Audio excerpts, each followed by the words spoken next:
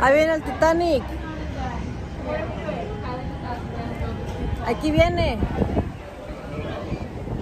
¿Vendrá Jack? ¿Quién sabe? Ahí viene.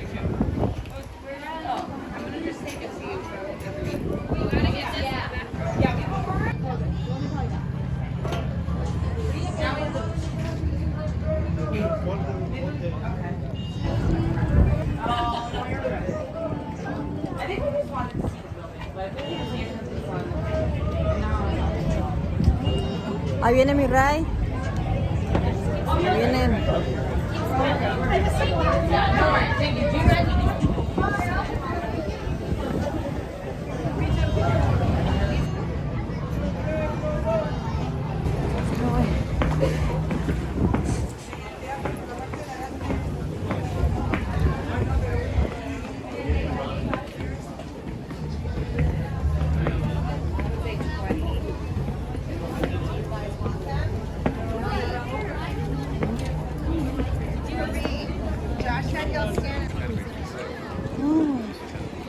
Bellísimo lugar.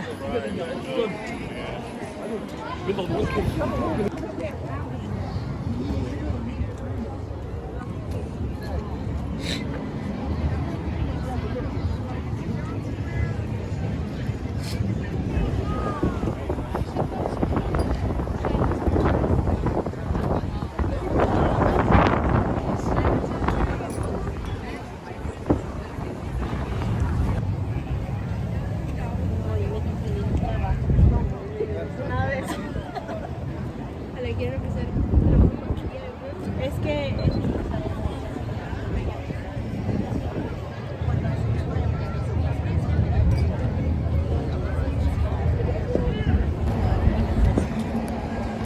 aquí está la rueda de la fortuna.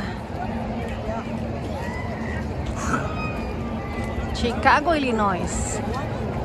Bella ciudad. Bellos lagos.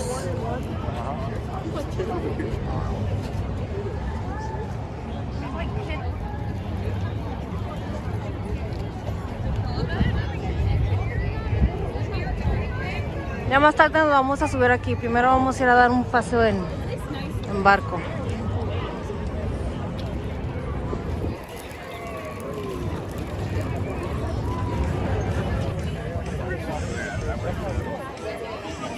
Aquí hay un café, mira.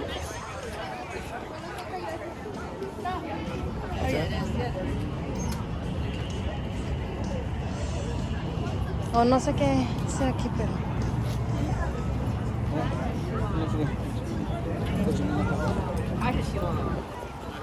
Family Time, este es el pequeño barquito en el cual nos vamos a ir. Ahorita nos vamos a subir y vamos a dar un pequeño paseo para mostrarles parte de esta hermosa ciudad.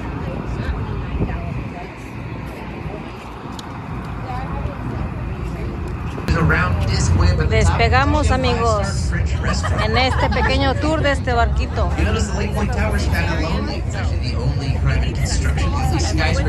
On the east or the lakeside of this road. Stop Lakeshore Drive runs all down the edge of Lake Michigan. And that whole area is supposed to be public access, parks, beaches, bicycle paths.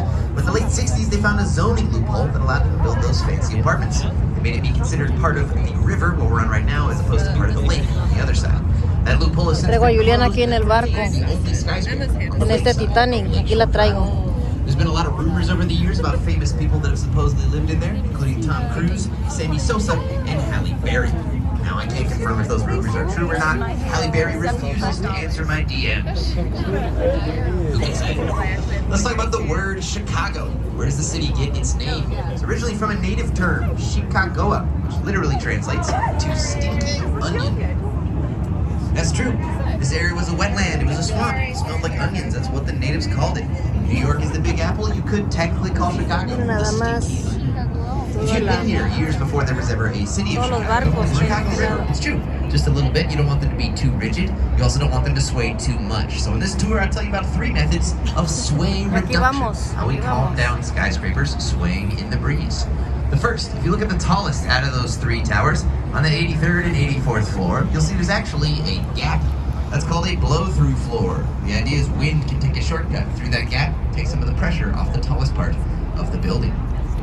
Notice all the different skyscraper in the back row with those straight up and down vertical lines. The Aon Center, formerly known as Big Stan. Today the Aon Center is the 4th tallest building in Chicago.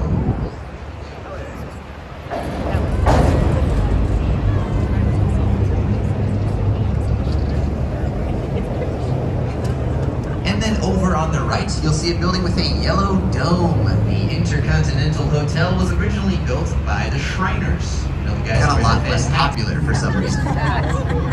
It blew up. That's the reason. Up ahead, this white building with the clock tower is the Wrigley Building. When it was completed in 1924, that was the tallest building in Chicago. It's a style called Spanish Revival.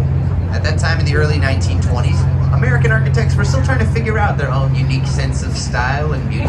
So we were still copying the cool kids in Europe. Specifically, that clock tower is modeled after a cathedral in Seville, Spain. So it's an office building modeled after a cathedral. If you're a baseball fan, you might recognize the name Wrigley. Wrigley Field with enameled terracotta tiles, which gives it that lovely color gradient, getting lighter as you work your way up. And that also makes the Wrigley Building more fireproof, which is a bit of foreshadowing. Fire is unfortunately, the river was still very industrial, smelly. There's a lot more factories, smelly down here. Not a lot of people want to live right by the river. So since these were some of the first big residential buildings that popped up on the Chicago River, they had to include anything its residents could possibly want. A city within a city. You see the cars in the parking garage in the bottom there? You have to be a professional valet to park there. They don't let just anyone back up to the ledge. I actually got to go to a New Year's Eve party in one of those towers. On New Year's, there's bars. Bienvenidos a Family Time, gente. So I got to watch fireworks going off while I was above them. It's pretty cool. Probably the best thing I got out of that relationship. Yeah, there's some autobiographical stuff in here too. We'll go over to the left now. That short concrete building with the golden 5-5 is 55 West Wacker. It's from the same year as Marina City, 1968, but a very different style called brutalism, or architecture in the raw. Juliana, un The saludo. late 60s were a tumultuous time, and certain businesses and institutions wanted to convey a sense of stability and authority. They built these heavy fortress-like buildings with exposed Allá concrete vendrá que nos va a and llevar a small Dallas, windows. Texas. It's a style Al that came and avión. went pretty quickly in the late 1960s, but you'll see it on a lot of government buildings, university campuses, and libraries. And then staying on the left side, this next glass skyscraper is 77 West Wacker. You can follow those white granite columns all the way to the roof. You'll see the roof looks like an ancient Greek temple. Kind of looks like the Parthenon in Athens, stretched out into a glass skyscraper. 77 West Wacker is a style called the Neoclassical. It's a new take on classical ancient Greek design. Pretty cool from a time perspective. We're here in 2022, looking at a building from 1992, which is itself a reference. All the way back. It's a great demonstration of how these Bascule trunnion bridges work. Like I said, the Relajándonos en un on the back is that pequeño large paseo, concrete gente. block. That's the counterweight. All of our movable bridges have them. Most of them are buried out of sight where you can't see them. When the block goes down, the bridge goes up. There is a small motor on there, but it's only about as powerful as that of a small sedan. It's really just the weight of that block that does most of the work. The Carroll Avenue Railroad Bridge sits on the site of the first footbridge we built across the river in the early 1800s.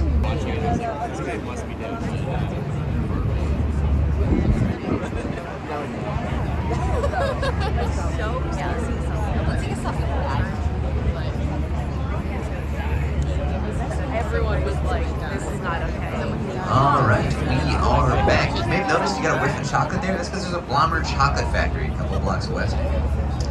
On the right, this curvy white building is the Riverbend Condominiums from 2003. Notice on the front of the building. Oh, good.